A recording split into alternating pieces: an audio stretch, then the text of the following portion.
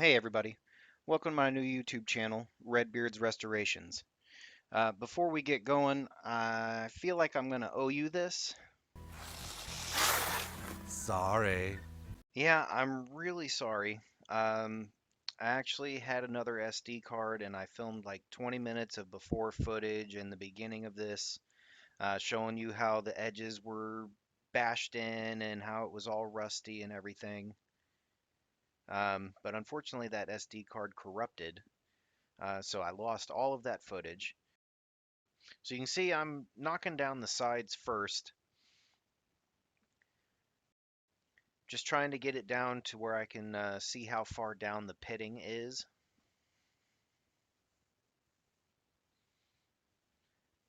Also, besides just fun of moving it back and forth, there is a good reason for moving it back and forth like that, because when it goes in a circle around this belt, um, if you just hold it still like this, it is just going to wear that one portion of the belt. But if you constantly move it back and forth, you're wearing the whole belt evenly.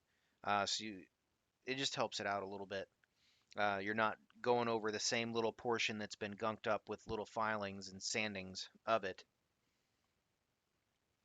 So I'm just checking it, seeing how much farther I need to go down.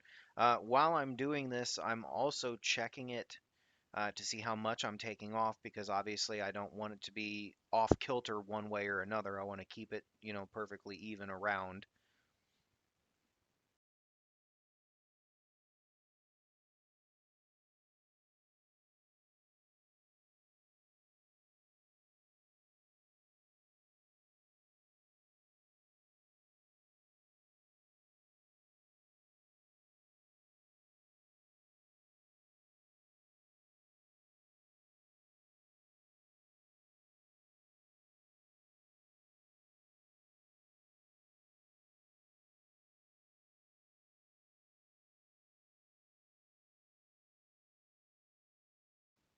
About this time, it was getting pretty hot, so I wrapped it in a towel.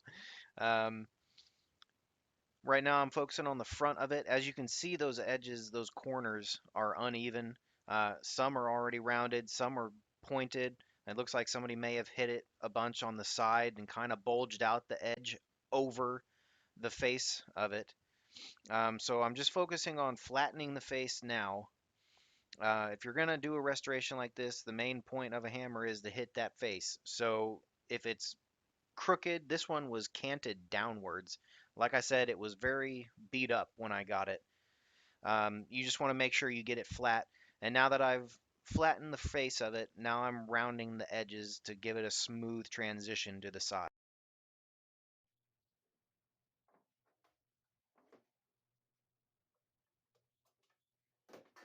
Oh, Mike, just put that anywhere, pal.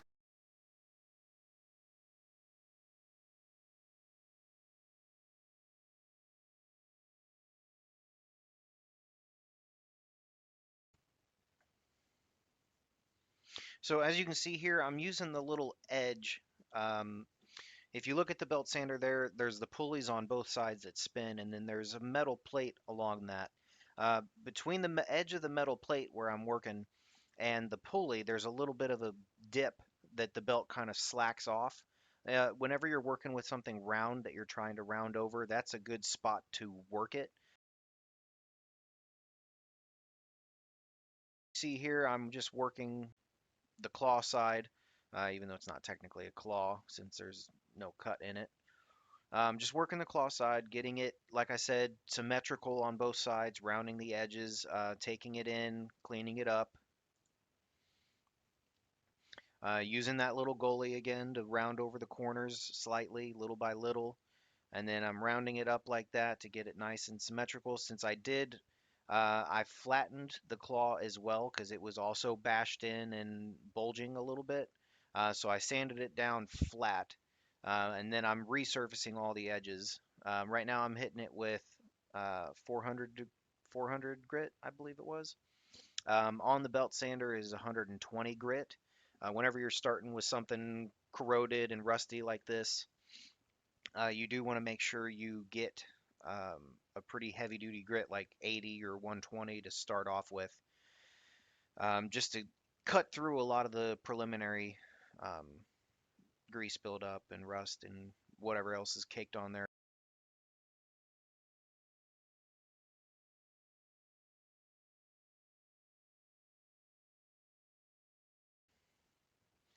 The reason you want to use progressively higher grits of sandpaper like this is because when you run something on a lower grit like the 120 or the 80, uh, it's more coarse, so the actual pieces of the sandpaper on it that makes the coarseness are going to be bigger. So they'll leave bigger gouges in the metal or wood or whatever you're sanding. So as you work it and you get it progressively cleaner, you want to up the grit, like I am here, to from 120 to 400, because then the 400 grit is finer and it will take out and level out those little tiny scratches from the 80 or 120. And then I believe next we're going to go to a 800 grit, I think it was. Yeah, and as you can see, I know it's sped up, but I have upwards of like 3,000 grit.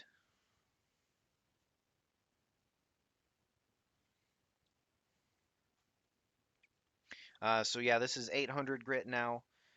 We're just gonna, go over it again to get the 400 grit markings out. And then if you just think about it like that, each time getting it progressively smoother and smoother, getting the previous grits scratches out of it, that's what eventually gets you to a mirror polish, um, which is relatively easy to do. When you get upwards of 800 grit, you just have to keep going, and a lot of times I would use wet or dry sandpaper, so you can do it with spraying a little bit of water on there. And that slushy that the water with the metal file shavings actually helps as an additional abrasive. Right here, I'm measuring the eye of the head with a caliper so that I can get a ballpark idea of how much I have to take out of this little piece of scrap black palm.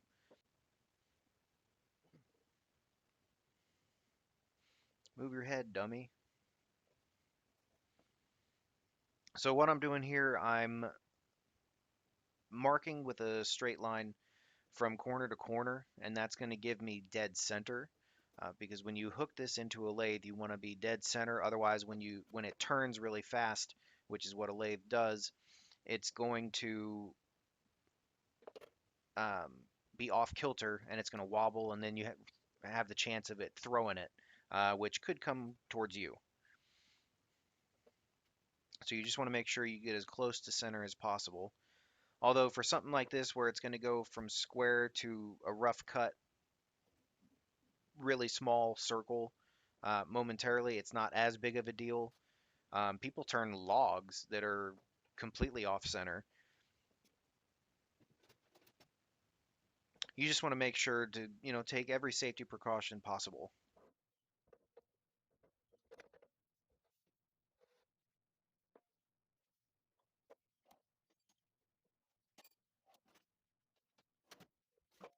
So what I did right here, I popped out the centerpiece. I'm hammering it in because this has the 4 claws. You see it there. And in addition to the center claw, or the center point, rather. And what that does is it bites onto the piece of wood. And then on the other side of the little wall there, hooked to the motor, is a belt. And it turns it with the motor. And that way it spins it really fast. And that's how you cut it on a lathe.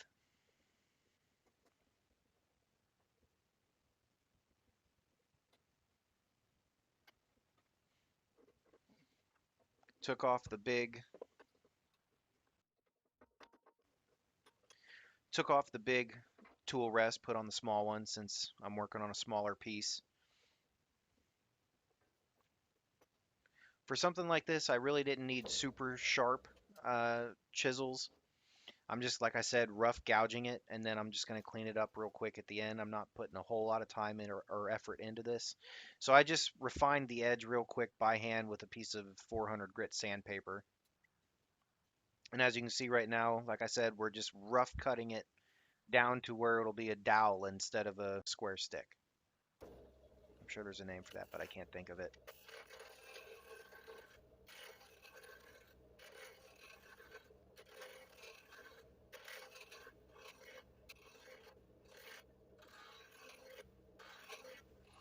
So you see me there resting the tool on top of it, and you see it bounces really quick.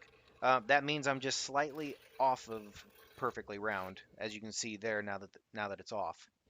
That's just a quick way to reference without having to turn it off and on to see how much you still need to go to be perfectly round. When you can lay the tool on it and it doesn't bounce anymore, then you know you're perfectly round. So I'm just putting it back in, tightening it up.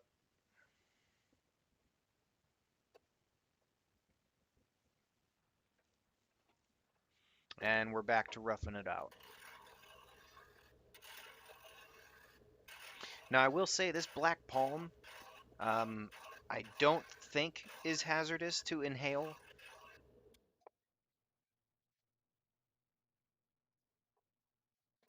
Um, but I will say this, the shavings from this are very splintery and it will poke you. It reminds me of working with fiberglass. If you've ever worked with fiberglass, you know you got that little glassy feeling where it's poking into you. It feels like 1,000 needles. That's what this felt like.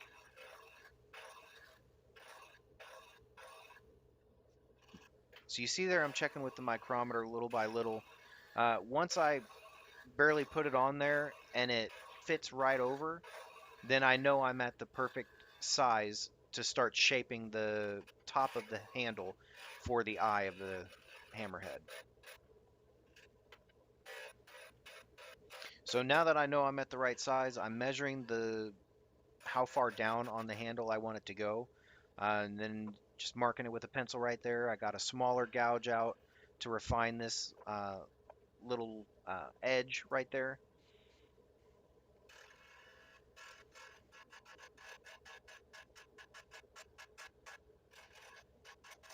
Now, even though this is not technically a toxic wood, I don't think, I should really be using my respirator. And whenever you're doing any home projects, always think of your safety. It wouldn't be a bad idea for me to put my face cover um, over just in case something flew up towards my face.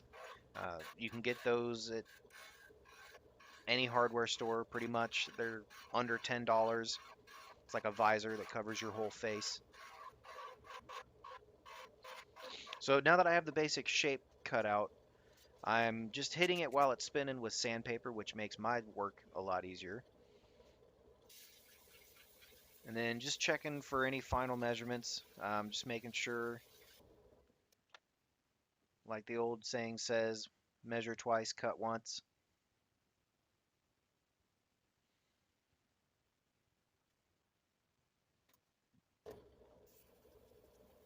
So now we upped it to the 400 grit sandpaper. Like I said, this is a very splintery type wood when you're cutting it. So you just want to make sure when you're sanding it to get it super smooth. And then when you put a finish on, it'll be good to go. I've made another handle for out of this um, black palm for a bigger mallet, and I haven't had any issues with splintering. So for a small little handle like this that's not going to get a whole lot of wear and tear, I don't foresee it being an issue. Just taking off a little bit more here and there, getting the fine tunings done. Now I'm hitting it with the 800 grit, and then I think I went to 1,000 or 1,500 grit maybe. Just to, like I said, make sure it gets all the little splinters off. Yeah, I think now I'm going up to like 2,000 or 1,500.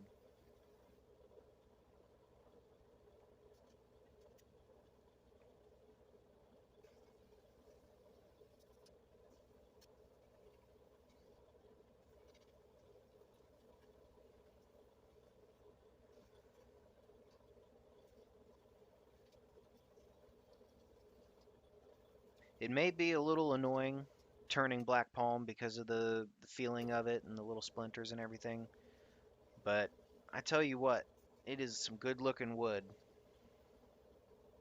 That was very awkward.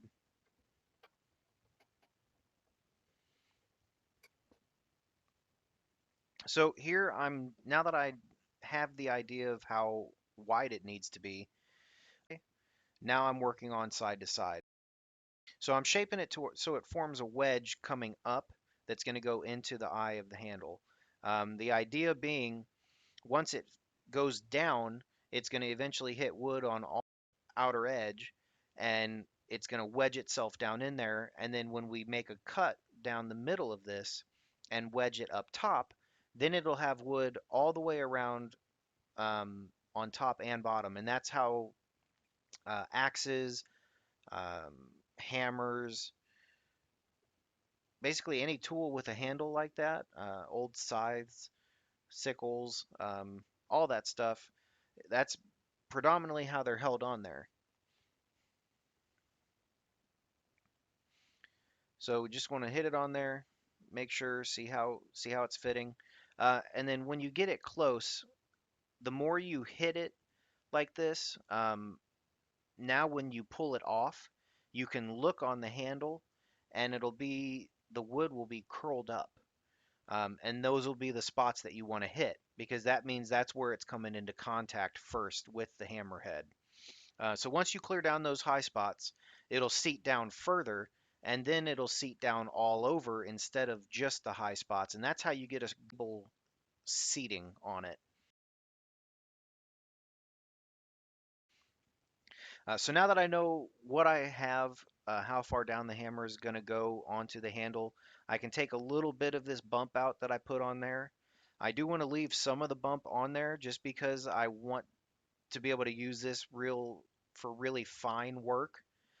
So I had the idea to leave it a little protruding right there so that I can grab it for traction instead of the hammer head itself, just to give me a little bit more heft on if I'm trying to work on something really fine. Just rounding off the bottom of it, making it a little bit more comfortable in case I want to use the bottom of the handle down there as well. Again, using that goalie trick.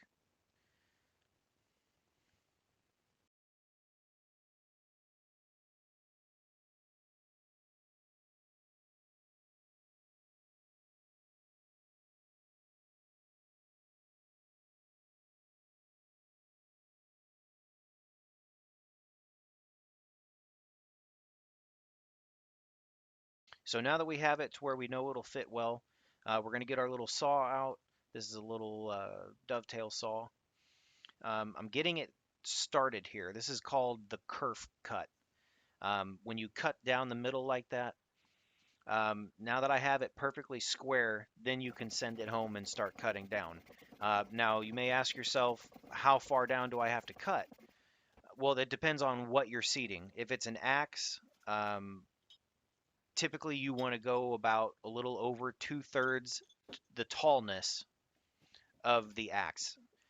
So if it's a 4-inch axe, you would want to go about 3 inches, um, because that's how far down the wedge is going to go that you're going to hit on top. So now I'm getting the sander back out. I'm going to shape this little wedge to put in here. I didn't use my clamps. As you can see, my belt sander is about to collide with the vise like the Titanic. It's a Weisberg. I am so sorry. Ooh, that was close. All right, so once we have the wedge made, you want to cut it a little bit long so that you have a little bit more on top to be able to hit into it. Normally, the tools that I redo like this mostly are old axes. When you rehang an axe, you hold it upside down and hit the bottom of the handle, and it drives the handle through the axe head. So that's what I tried here because I've never hung anything this small. And yeah. You're not just wrong, you're stupid. Now wait just a minute. And you're ugly, just like your mum. How dare you? She's a nice lady. So after I realized that didn't work, I figured since it doesn't have to be show quality, I would just put it on the vise and drive it home a little bit more and then just seat it with the wedge.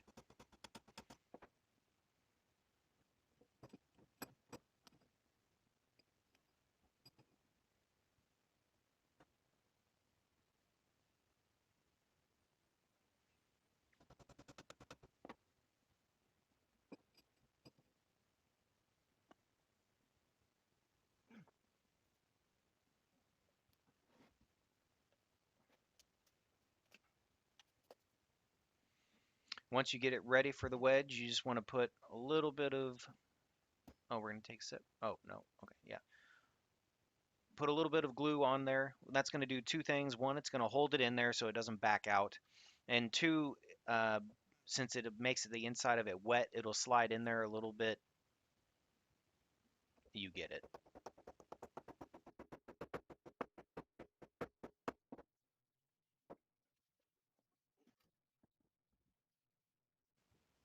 So here I'm just cleaning up the top of it with a chisel. Just chamfering the edges a little bit, just making it a little bit more presentable.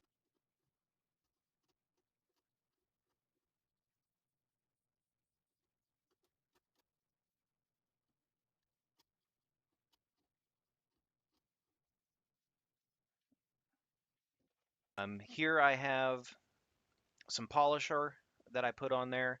Um, I didn't show a picture of it, the name brand of the polisher, but it's the best steel polisher that I've ever used.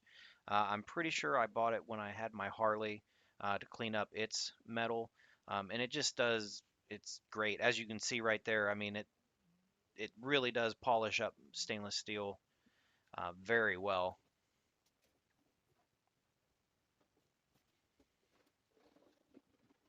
And then once we get that done and it's seated on there with the handle, just get a little bit of Danish oil on there. Danish oil is a good handle finish. It seals it, keeps it from drying out, and it's something good that's on there that won't cause blisters. If anybody's ever swung an axe for any period of time or done any outside work with a shovel, you know, the clear coat that people put on handles nowadays is what gives you the blisters.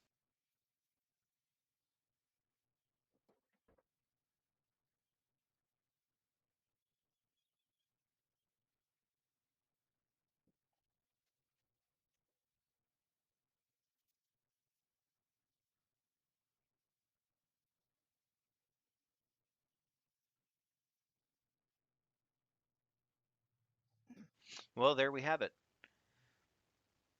Nice, shiny, new handle.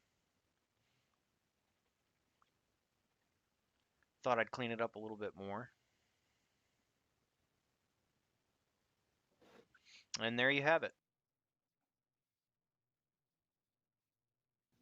Hey everybody, thanks for watching. Welcome to my new YouTube channel again. I'm Tim, and if you guys liked the video, please like and subscribe, tell your friends.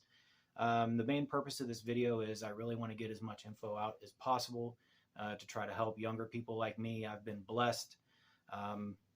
You know, even being in this new house, my neighbor is a retired professional electrician who's already helped me fix my hot water heater from '95. I think it has a date on it, and it's working fine now.